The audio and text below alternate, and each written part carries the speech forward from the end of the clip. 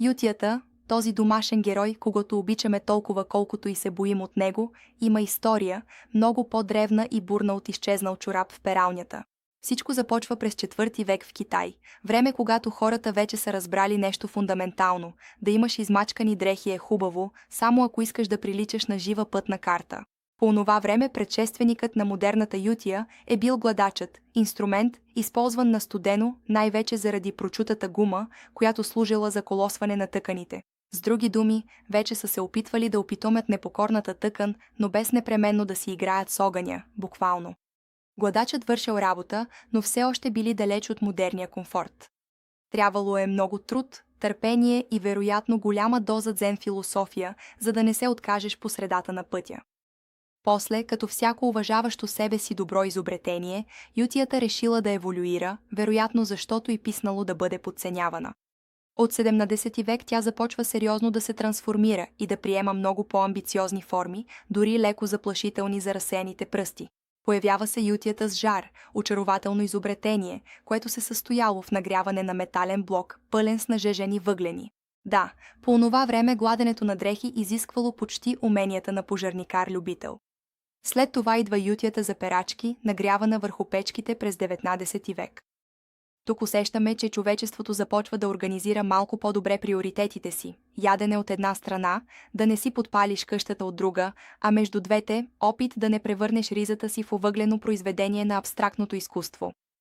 Срещат се и ютии с гореща вода или на газ, доказателство, че човешката изобретателност не се спира пред абсолютно нищо, особено пред риска да превърне домакинската работа в леко експлозивен научен експеримент. До 20 век гладенето е било истинска стратегия за домашна война. Обикновено са се използвали две ютии.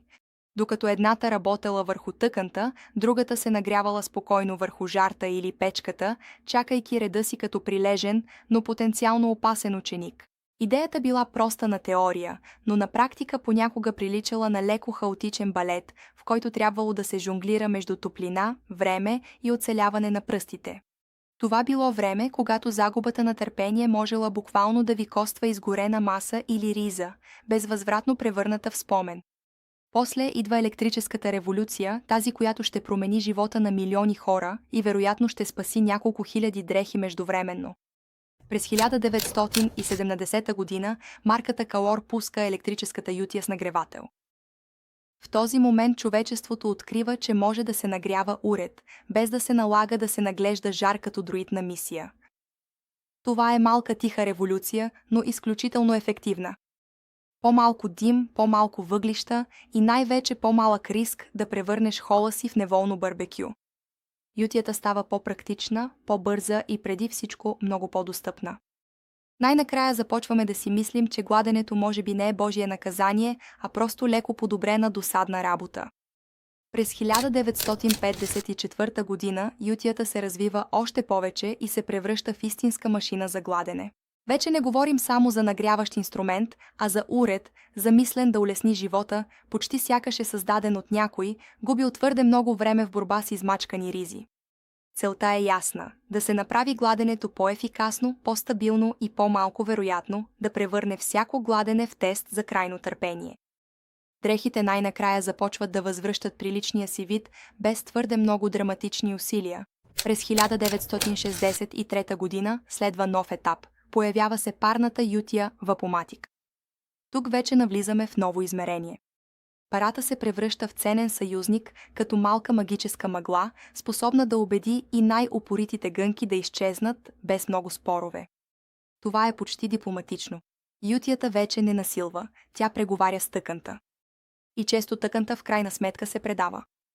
Тази иновация променя дълбоко начина на гладене, правейки движението по-плавно, по-ефективно и малко по-малко приличащо на импровизирана тренировка във фитнеса. След това, през 1983 година, се появява безжичната ютия Кромекс, изобретение, което най-накрая дава малко свобода на потребителя. Край на акробатиките около кабела, на внезапните дърпания и моментите, в които кабелът решава да играе срещу вас като раздразнена змия.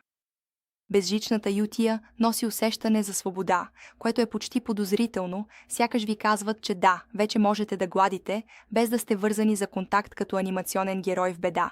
Това променя всичко, макар че някои потребители остават малко скептични, сякаш пред иновация, която изглежда твърде хубава, за да е напълно честна. И накрая, от 1997 година навлизаме в ерата на парната станция. Тук вече не говорим за обикновена ютия, а за истинска организирана система, почти команден пункт за гладене. Парата се произвежда в големи количества, налягането е оптимизирано и гънките буквално нямат никакъв шанс за оцеляване. Човек почти би повярвал, че човечеството е решило официално да обяви война на измачканите дрехи и е вложило целия си технологичен гений в тази мисия. Резултатът е страховито ефективен, макар че някои продължават да се чудят как една обикновена тениска е могла да предизвика толкова много инженерна мисъл. А днес ютията се е превърнала в ежедневен предмет, който използваме, без да мислим много за целия този изминат път. И все пак, зад всяка добре изгладена риза се крие дълга история на иновации, жарава, пара, непокорни кабели и човешки гении.